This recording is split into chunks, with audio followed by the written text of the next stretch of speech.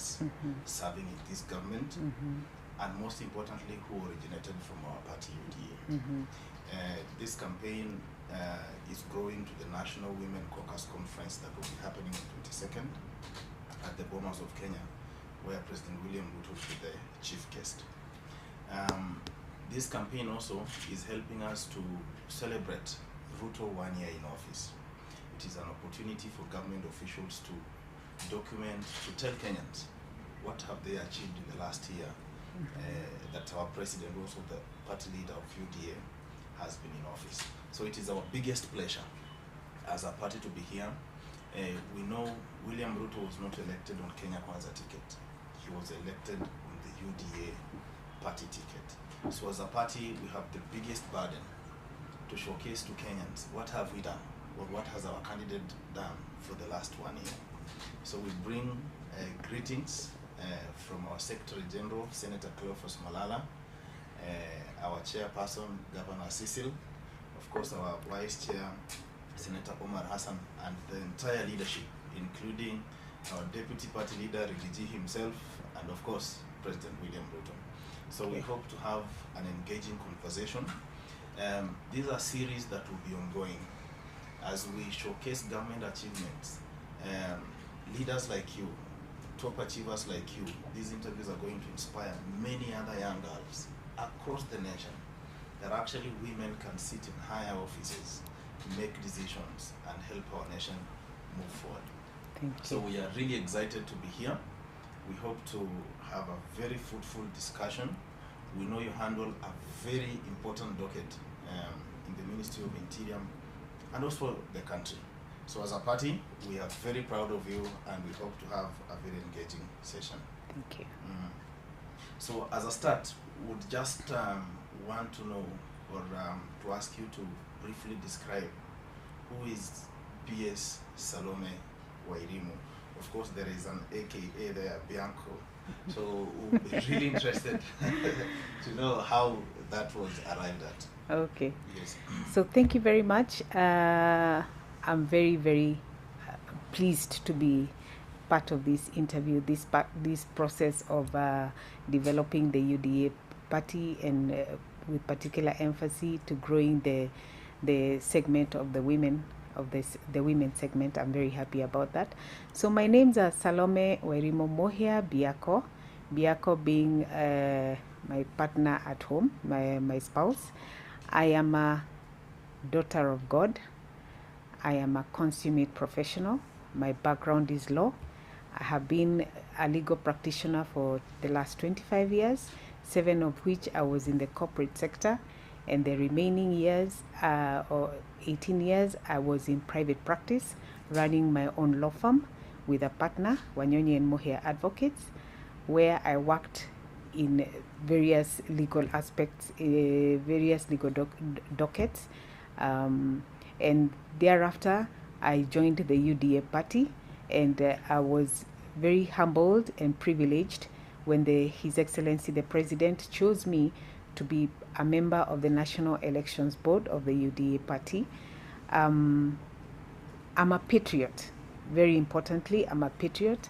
I am a Kenyan, and I'm very convinced that Kenya is our business.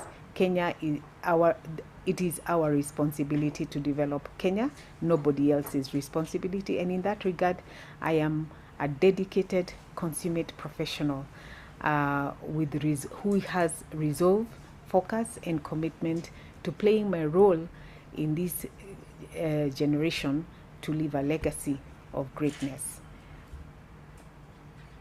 I have an LLB in law from the University of Nairobi, also an LLM in leadership and governance from the same university, the esteemed university, and I am also a chartered insurance. I have attended several courses on leadership and governance because I'm very passionate in leading people to achieve greatness for posterity and for the greater good of our nation. Thank you. Good. Quite elaborate. Now, you serve as the PS for Correctional Services. Mm-hmm. In brief, what does your department deal with? So my department is a state department within the Ministry of Interior and National Coordination. And it is a security docket comprising 2 technical units. That is the Kenya Prison Service and Probation and Aftercare Service. And the 2 are governed from headquarters where I sit. That is the General Administration and Planning Service. We give support to the 2 technical units. Our primary purpose is to provide to guide offenders, to provide a safe and secure environment for our nation by way of managing offenders. By managing offenders, by containment of the offenders, by supervision, by rehabilitation and reformation and reintegration, as well as facilitating administration of justice, access to administration of justice, also treatment of young offenders, to reform them, to rehabilitate them. We have many prisons. We have 135 prisons in Kenya, all spread out throughout the 47 counties. We have 135 probation offices. We have 3 Boston institutions. We also have hostels, young offenders hostels, and in all those hostels, we do all those things that are geared towards containment, supervision, rehabilitation, reformation, and reintegration of offenders. Okay. Yes. Good. We noticed the other day that this administration started the process of decongesting prisons. Mm-hmm. As a department, Mm-hmm. would you say that has been one of the biggest challenges our prisons have been facing? Yes, indeed. Most of our prison wards were constructed at independence, and the envisaged population was correspondingly and quite low. And now, with the increasing population and increasing levels of crime, we have a lot of congestion. In fact, in some prison, we have double the established number of offenders in prisons, particularly those in remand. And one of the key contributing factor is the number of arrests. Whereas the judiciary will try and offload, because we have community service orders. We even have a chair of the community service orders who happens to be a judge. The rate of incarceration or arrests is significantly higher than the rate at which we are able to offload them and release them. Also, the process of administration of justice, the criminal justice system, sometimes tends to be slow, and therefore it is very difficult to release or acquit offenders as it may be, or to make decisions as to where they belong faster than they are being brought in. So yes, congestion is a big problem for us. Okay. Yes. Okay. Now, 1 year since President Ruto took over government, Mm-hmm. and of course establishment of government ministries and departments, what is your biggest achievement? Okay. I would like to clarify that, first of all, I have been in office for 2 months. I've just finished my 2nd month. Yes. And first of all, I want to thank His Excellency for appointing me. I feel very, very privileged, because I was part of the process of the creation of the manifesto, the proclamation of the manifesto, the development of that manifesto, and I am very conversant with the plan. For starters, I'm very convinced that yes, we shall execute this plan, and we have already begun the process of executing the plan. My role in this has been that in the last 2 months, one of the clarion call of the president was to require all of us accounting officers, that is PSs, to get out of our desks, of our mahogany desks, and go to the ground and see what is going on the ground, so that we are implementers of the plan. And in these 2 months, I have managed to visit 30 prisoners and Boston institutions, over 6-7 probation offices all around the country: Kisumu, Mombasa, Kiambu, Kakamega, I have managed to visit all those, and I have rolled out programs to visit many more in Isiolo, in Nyeri, in Nanyuki, everywhere. My intention is to have a feel of what is going on in all those stations. I have also managed to meet all the heads of stations of the prisons. Like I have alluded to, we have 135 prisons, so I have managed to meet all the heads of the officers in charge of all the prisons, all the regional commanders, all the heads of the probation offices, as well as the regional directors of those offices, and articulated the UDA Kenya Kwanza manifesto, articulated my vision and mission, articulated the mission and vision of the state departments, so that we are all aligned in implementing the manifesto, in implementing the plan. And I must concede that I'm very pleased and happy to say that we are all aligned. We have now embarked with commitment, great commitment and resoluteness to implementing the plan. That is, improving our facilities, because many of our facilities were constructed many years ago, over 60 years ago.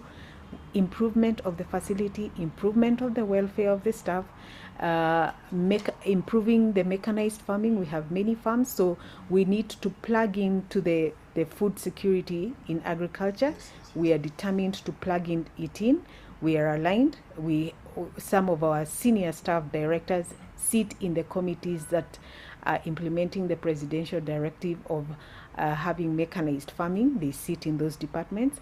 We have plugged into the manufacturing sector. As you're aware, we have 130 industries in across the 135 prisons that we have, and one of the mandate we have is to plug into the manufacturing and SMEs.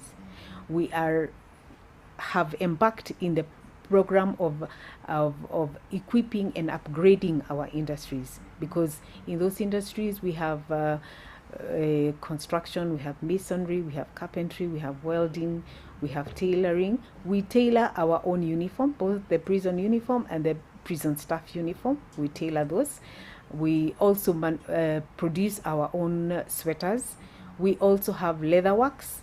We have plugged into the leather value chain, and we are looking forward to revamping our tannery so that we can resume production of shoes, both for the inmates, the staff, and everybody else. So we are plugging into all those.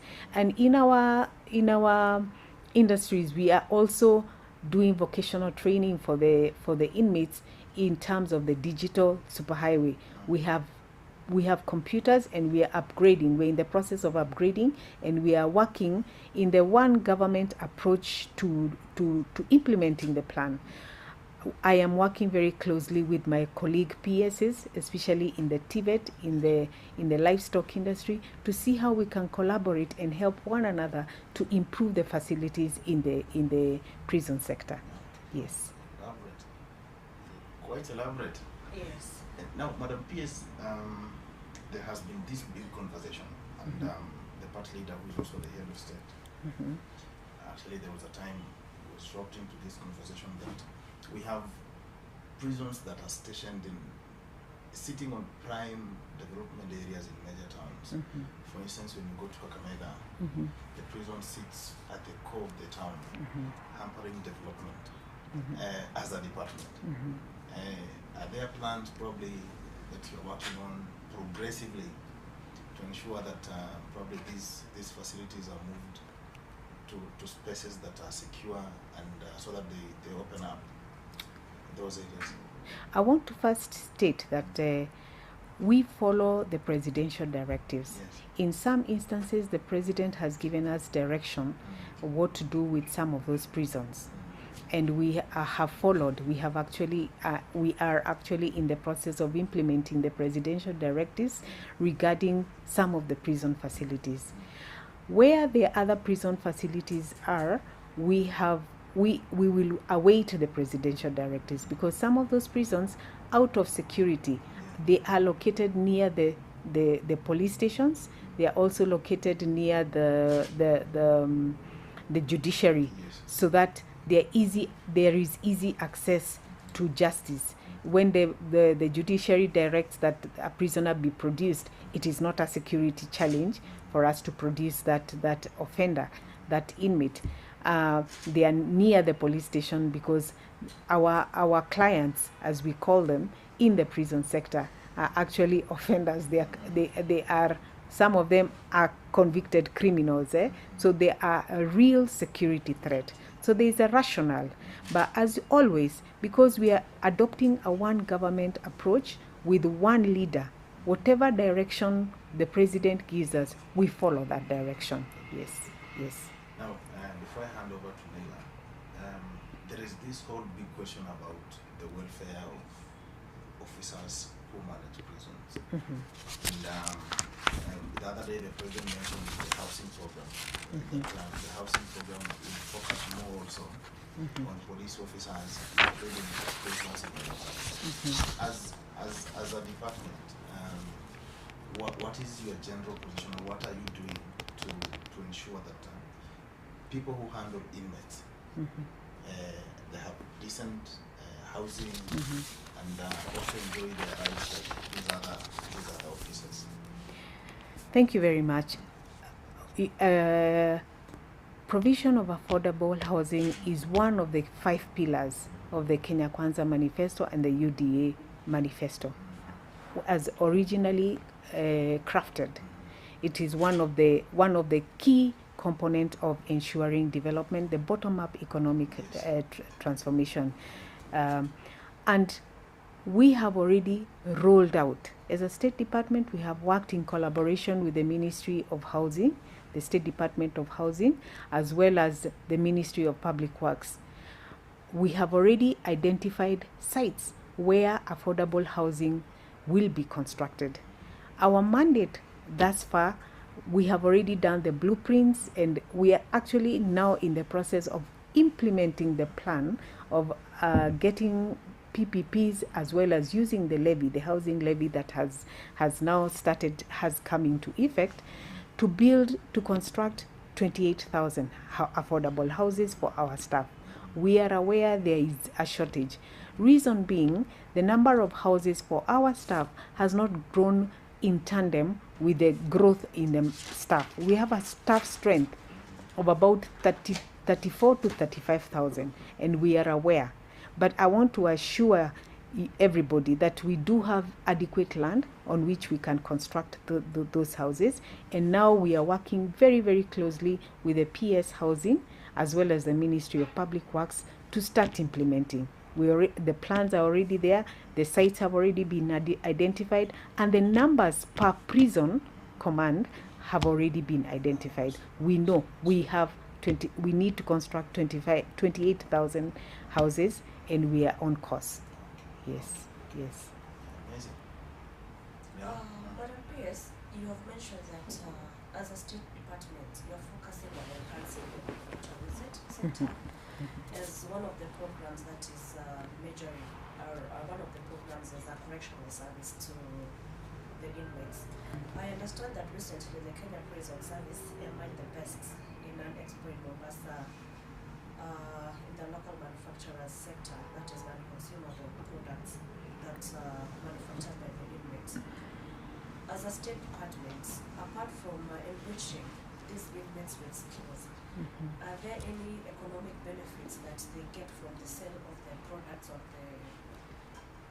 they manufacture, that is as a way of implementing the bottom-up economic agenda? Thank you very much. Indeed, it is true that on many occasions, my State Department has won awards for manufacturing the best quality furniture. Indeed, many county governments have approached us, and they have placed orders for us to construct for them furniture, like the County Assembly of Bomet, the County Assembly of Turkana, the County Assembly of Murang'a. We are the ones who manufactured the furniture for the National Assembly, and even their staff welfare furniture. We manufactured them. So it cannot be gainsaid that we produce the highest quality of furniture in Kenya, one of the highest quality of furniture in Kenya. And so we would like to encourage Kenyans to heed the President's clarion call of Buy Kenya to Build Kenya, so that we can improve our industry.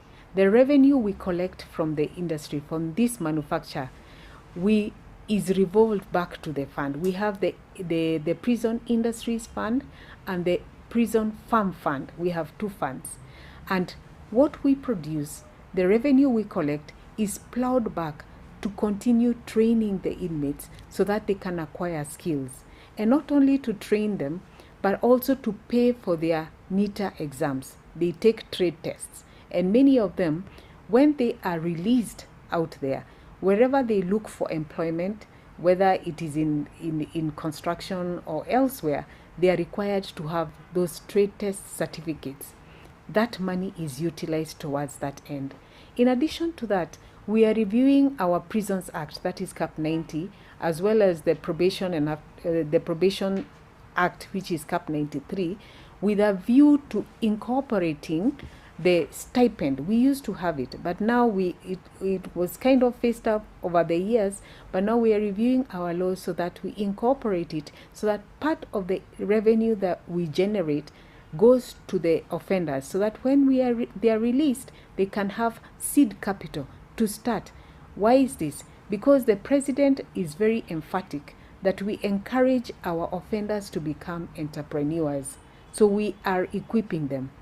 But having said that, even right now, my office equips some of the offenders when they go out there by giving them the equipment. If you're a carpenter, we give you the plane or the equipment you need to carry out your carpentry.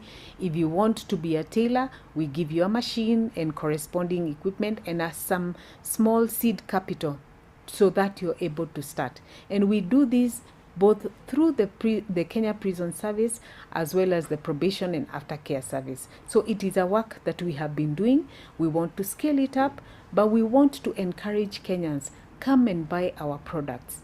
We have some of the best products, and not only furniture. We fabricate windows, we fabricate doors, we do a lot of metal works, we have leather works, we have trained masons, we have trained people in tailoring. Give us orders. We have workshops, tailoring workshops in all the 130 prisons. So we will encourage the Kenyans, come and support us. Let us build Kenya, so that you buy Kenya, so that you build Kenya. Why is that? Because we are Kenyans, and Kenya is our business. Only we can build Kenya. Thank you. That's amazing. Madam PS, your State Department deals with, at times, clients like you refer to them, that people that are confined in one place comes with a lot of mental health issues. Mm-hmm. I understand that the State Department recently rolled out a wellness program in its institutions across the country that is well equipped with counselors meant to tackle mental health issues amongst the staffs and the prisoners. Mm-hmm. What measures as a State Department have you put in place to ensure that this program is well implemented to achieve its intended purpose? Thank you very much. First of all, as a State Department, because it is a security docket, we have very clear reporting structures. So the reporting structures commences with the Principal Secretary, and under myself there is the Commissioner General of Prisons, and collaterally there is a Secretary Probation and Aftercare, and under them there are directors, deputy directors, and officers at the very bottom. So they are clear reporting structures.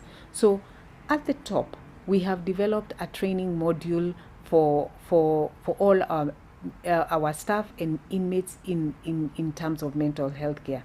Then that clear guideline and the training module is cascaded downwards to all the prisons, in the 135 prisons as well as the 135 probation offices and the Boston units, and as well as the hostels.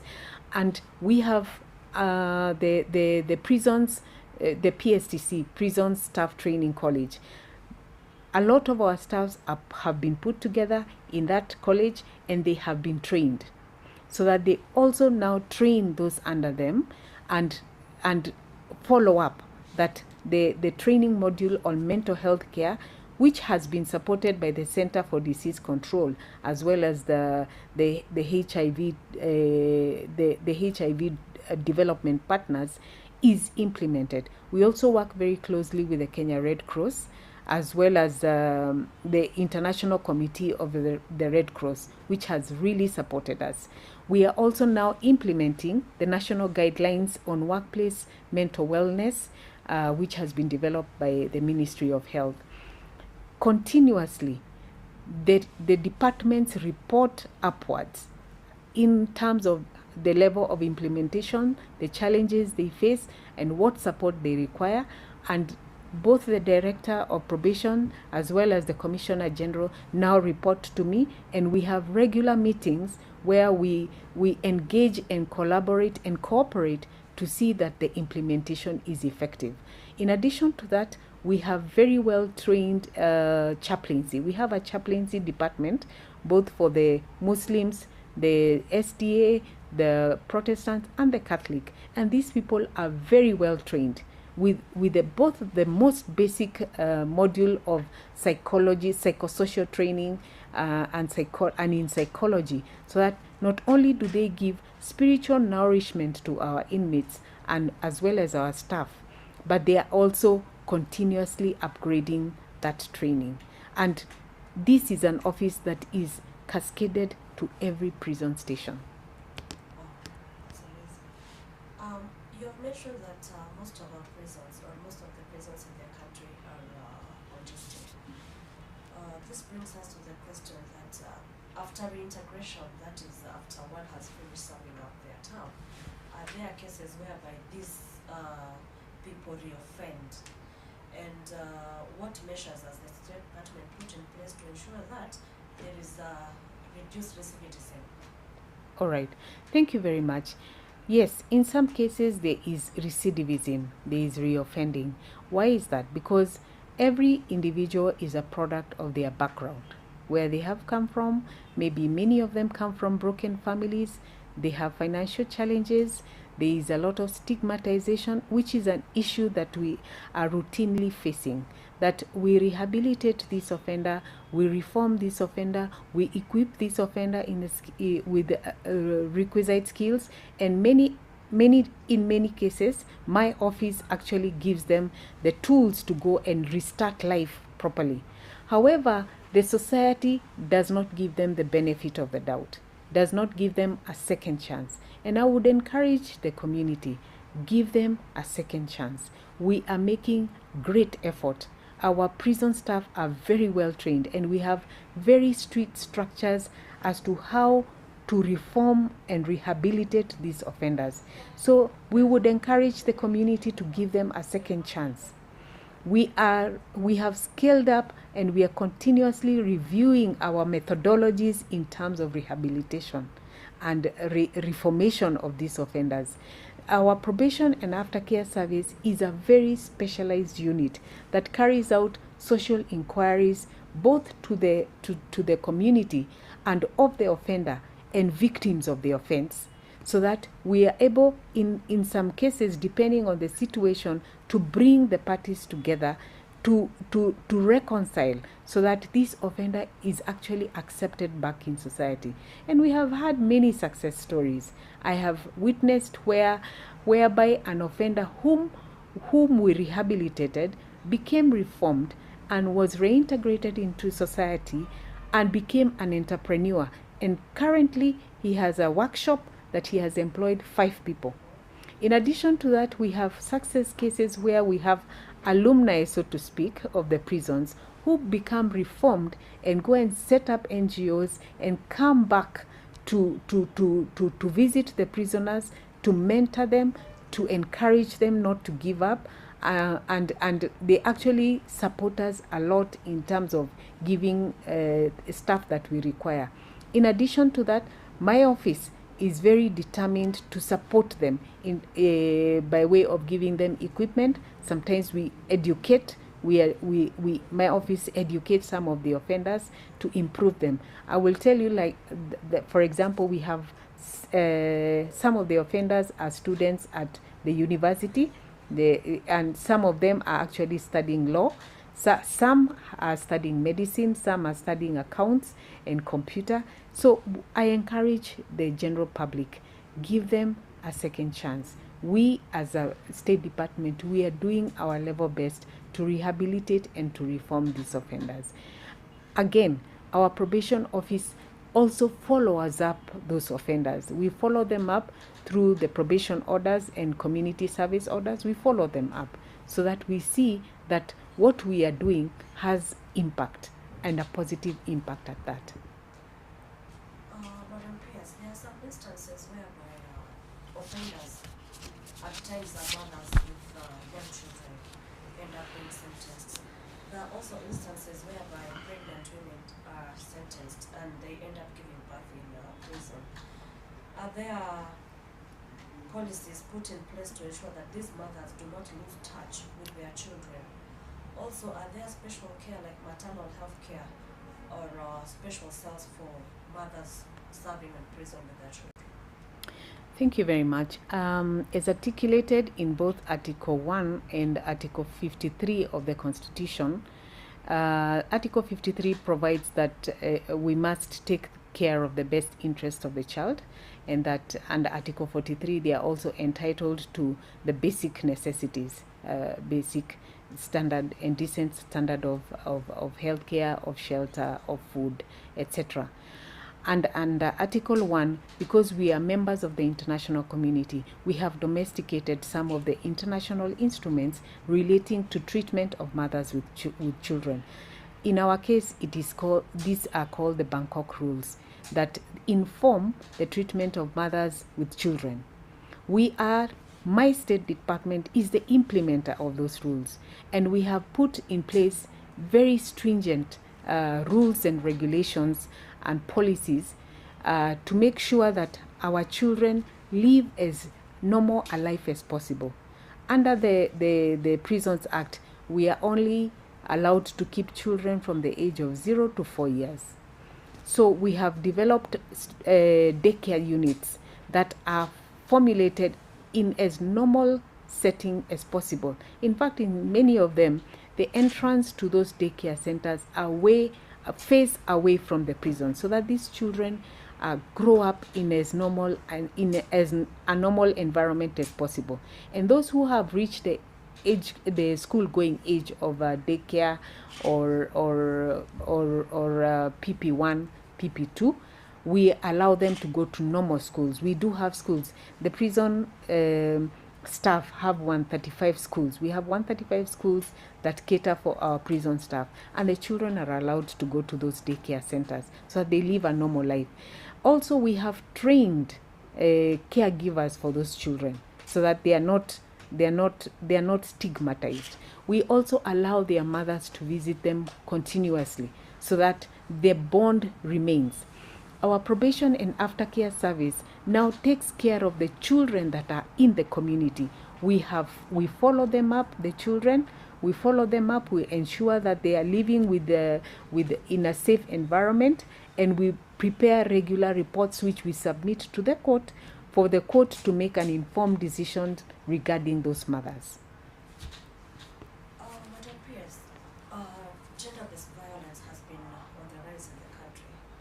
Are there specific programs to support women who have gone both physical and sexual abuse before and during conviction? Yes, indeed, that is a very, very, very big problem. In fact, in some parts of the country, as high as 54% of the inmates are offenders in that sector. They are sexual offenders, and we adopt a two-pronged approach. Number one, we have acknowledged and realized that if you do not reform the offender, once they get out, they will reoffend. Invariably, they will reoffend. So we have put in place very stringent programs to reform and rehabilitate the offenders themselves. And many of these offenders, we have done research to understand what informs their decision to offend in those areas. And we have realized there are very many cultural misunderstandings that inform their decision.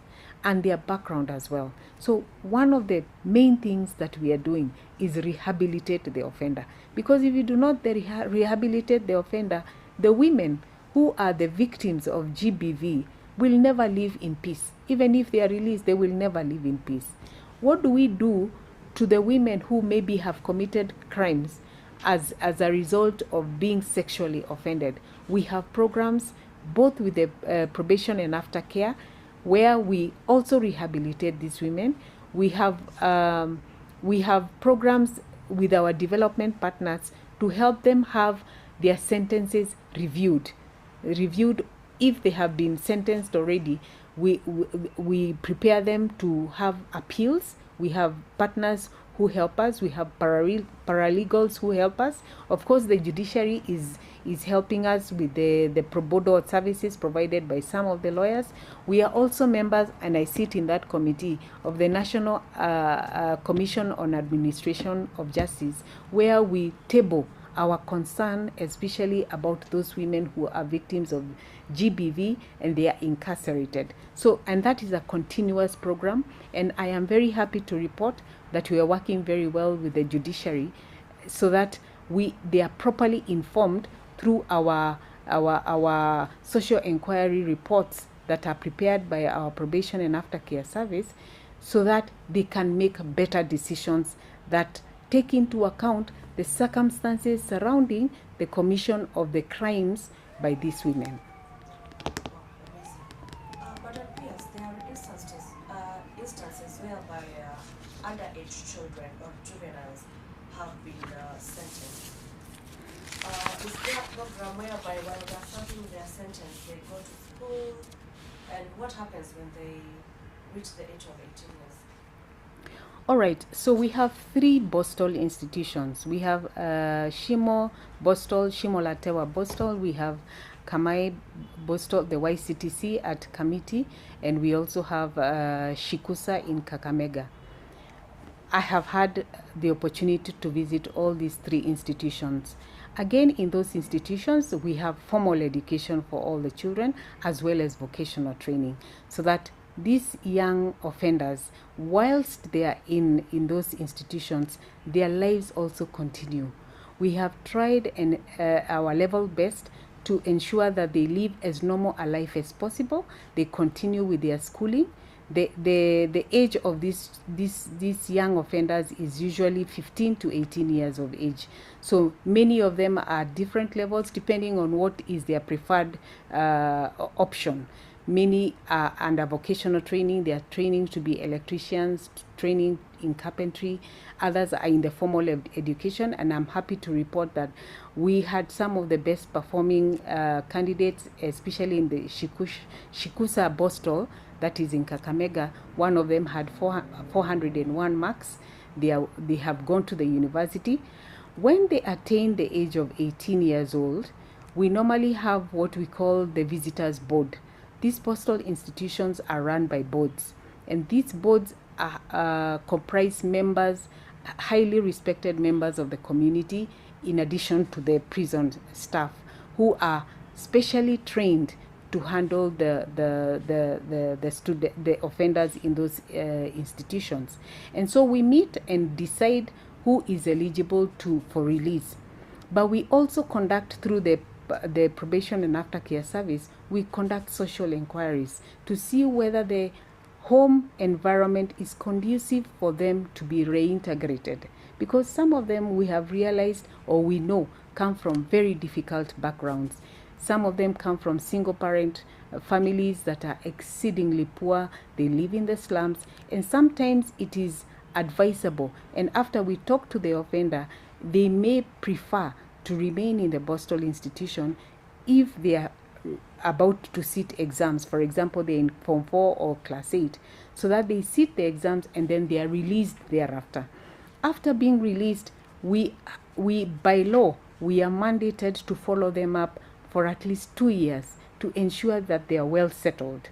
For those who have taken the route of vocational training, we are also mandated to help them. And very often, because we have budgetary constraints, we work with development partners, and we are encouraging more Kenyans, come on board, help us help these young offenders, because they have reformed. If we could have everybody re-equipped so that they can continue with their lives, and we are happy to inform that some of our board members actually go out of their way to raise money from their pockets to help these students. They pay their school fees where we are not able to pay, to buy them equipment where we are not able to do that, and they try to bridge that gap.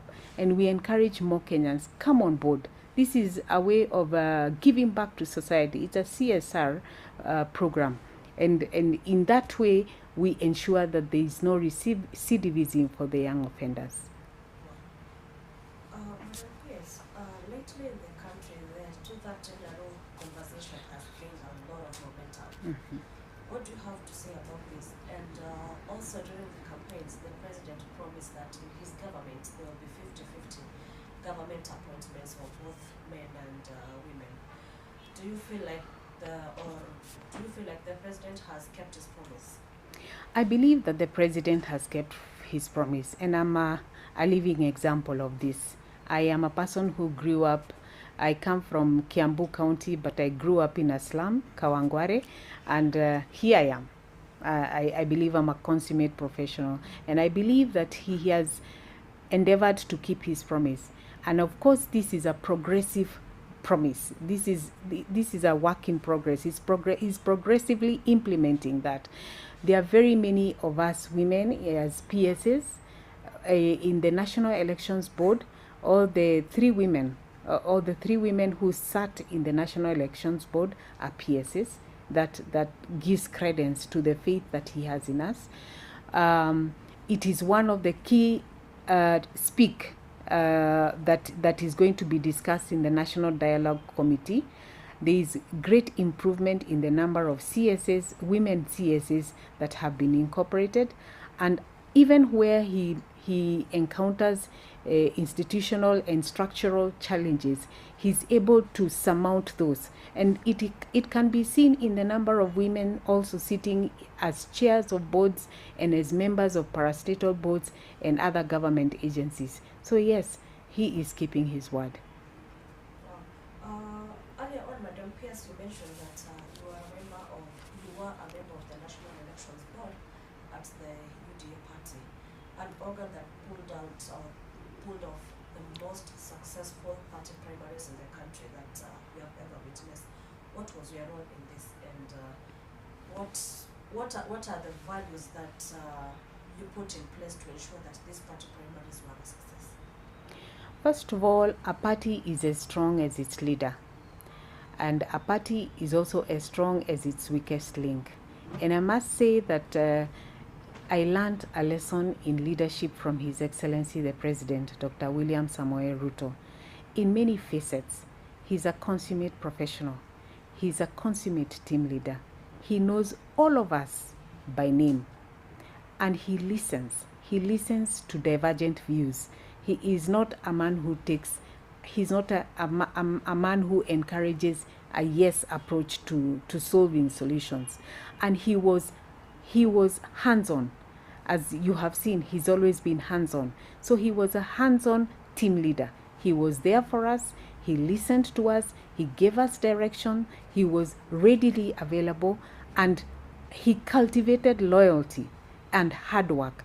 For sure, we can see he's one of the most hardworking people we have ever seen. And many of us play catch up in terms of working and implementing. And that played a very critical role in us executing our mandate to have very successful primaries. We planned very well.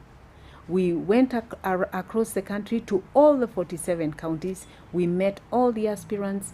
We had a clear program of execution, and we executed it to a T. We had a good program of dispute resolutions.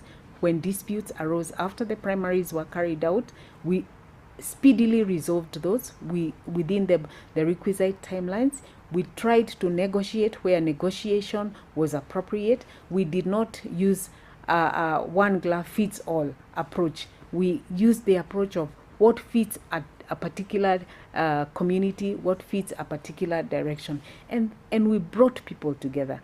Our president brought all of us together and demanded of us. So demanded commitment, demanded loyalty, demanded dedication, demanded focus, demanded resolution, and he led from the front. And that way we were able to implement and come up with the most successful party primaries ever and compared to other parties. The last question on the PS before I pass it to Yusuf. At times there's this discussion that prisons are full of innocent people.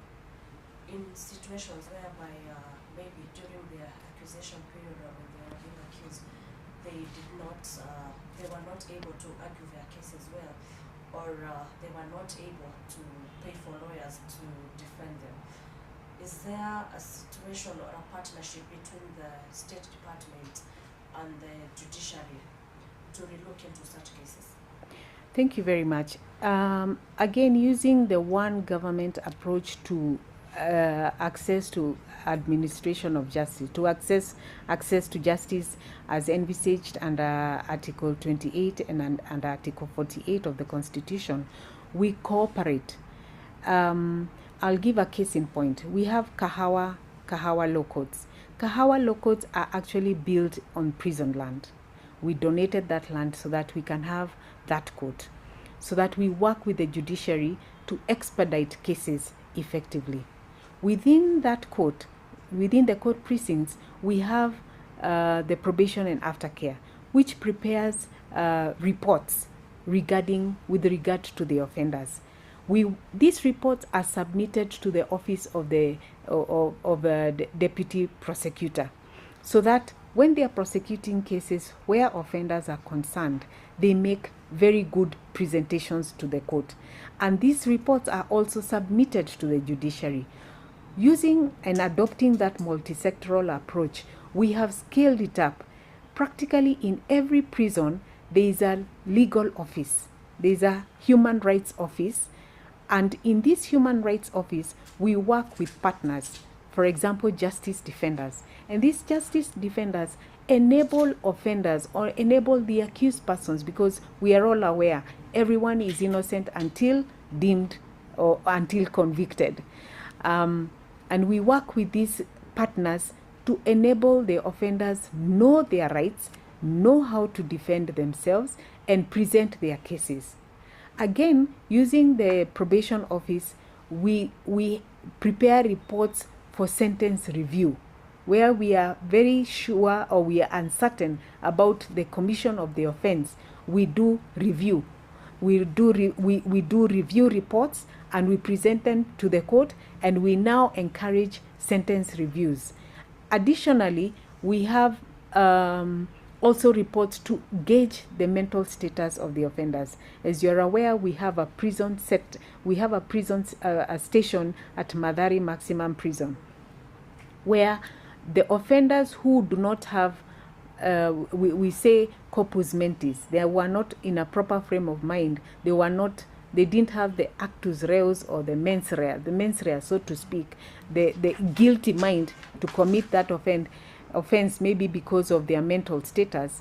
Then the hospital treats them and prepares reports that go back to the judiciary, to the court, so that their sentences can also be reviewed. And that is also a multi-sectoral approach that we adopt to make sure that everyone has access to justice.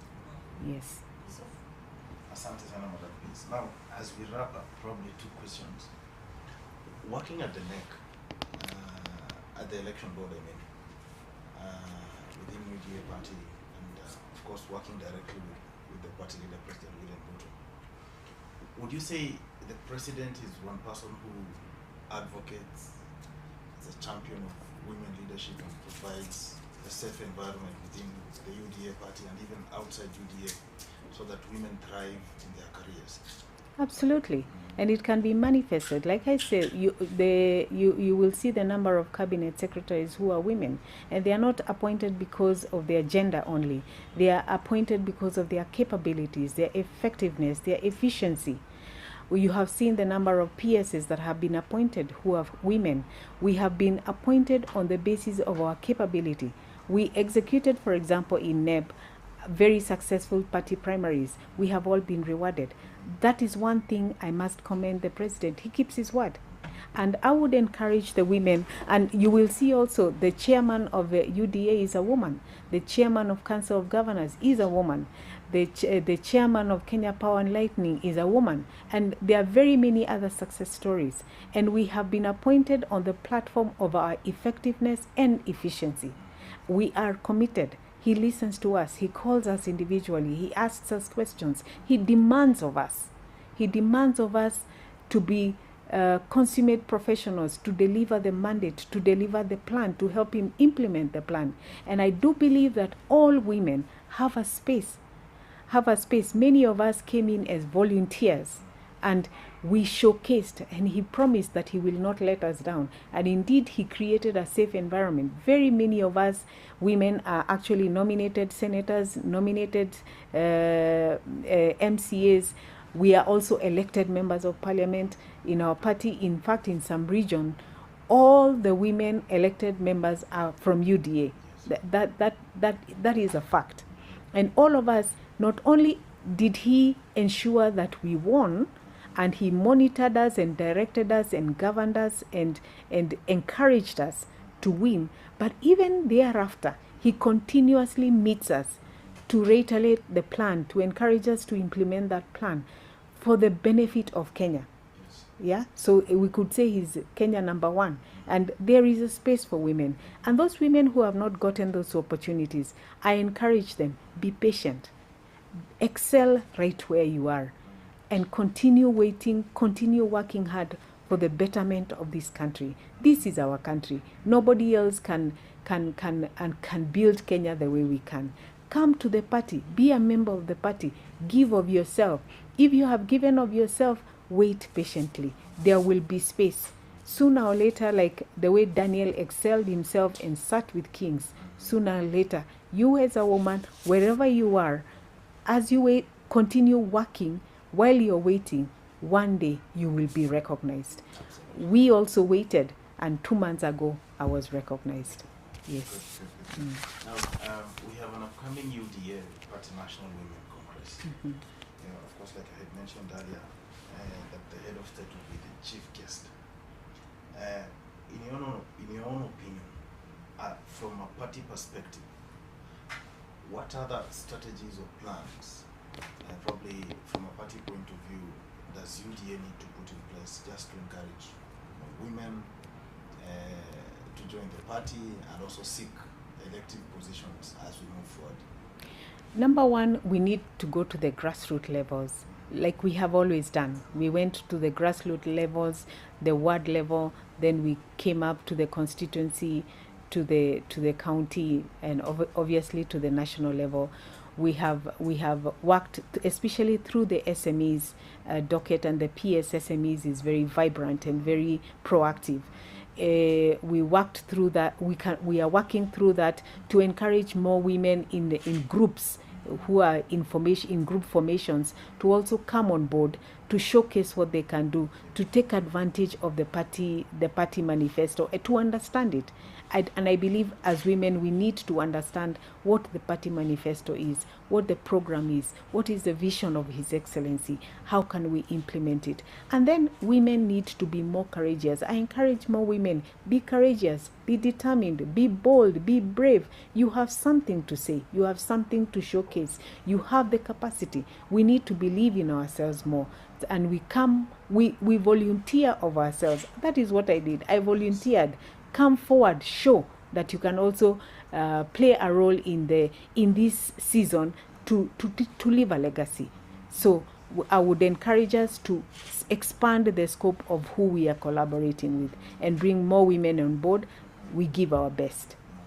Yes. Madam PS, I find you very bright, articulate, and visionary. 10 years after your service for this government, would you probably consider joining politics or serving the people of this country on another level? But how does the future look for you?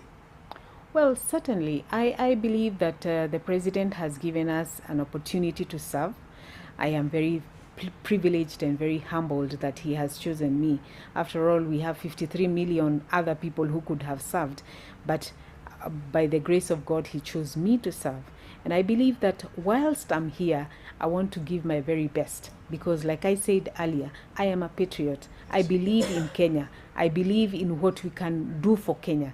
And I believe that there is no reason why we shouldn't be a first world. We have the capacity. We have one of the most highly educated populace in the whole of Africa. We can lead. And if the president in future hopes that I am equal to the task to do more responsibilities, I will happily do it. I will happily serve. I am committed. I am dedicated. I'm resolute. I am focused. And I am willing to give the very best. But for now, I would want to participate in the implementation of the plan within the four corners of my State Department. And I have promised that I will not let the president down. Good. Yes. Good. Now, lastly, as a parting shot, of course, we've done it from Kawangware all through the State Department. That young girl, probably in some remote village, in Kagwe, in Kiambu, there in Lari, or in Kakamega, or that university girl sitting in her hostel today but watching you articulate in a big office, serving in a big government, what would be that word? That word is, once you dream it, cling to it and never give up. Stay resolute to the dream that is in your heart. Every day, ask God to give you direction in how you can achieve that dream. Be patient. Rome was not built in a day. Be willing to serve. I believe that I have come here to serve, not to be served. I am a servant of the people. The president expects me to serve my country within the State Department, which is a very critical department. So I'll tell that young girl, be resolute, be razor focused. Do not give up. There will be very many obstacles along the way. That is a fact. But even in spite of those obstacles, be resolute, be razor focused, and pray every single day for God to give you direction, to give you guidance, and do not listen to naysayers. There are people who say all manner of things to dissuade you. Do not be dissuaded. Be a convicted person. Be convinced that your dream is valid. Your dream is deliverable. Why is that? Because he who put the dream in you intends to fulfill it. And a case in point is Joseph in the Old Testament. He dreamed to be a leader while he was only a teenager. And see, lo and behold, he did become that leader and saved his people Israel from hunger. So that dream you have, cling on to it. Let it inform the decisions that you make, so that you don't get derailed and distracted by other things that are non-essentials. Asante sana. Cling on your dream. Madam PS, we wish you the best of luck. Thank you very much. Best of luck from the UDA party. Thank you very much. We realize that you're a visionary leader, and this is a very visionary department that is going to add a lot of value to the success of this government. Yes. So from our team, tunasema asante sana. We'll be willing to come some other time, a year, 6 months, 3 months, just to help you spread the good work that you're doing as a department. Thank you very much. And we look forward to having a subsequent meeting where we can showcase the outcomes of implementing the plan within the State Department of Correctional Services, and we'll have very many positive stories to tell you, to tell all our UDA members. And I encourage, come on board. This is a family. This is a family. We are all at home. Nobody judges us from where on the basis of our background, where we have come from, or what our tribe is. So all of you are welcome to join the party, and please join. There is space for you to contribute to the development of this country. Thank you very much. Thank you.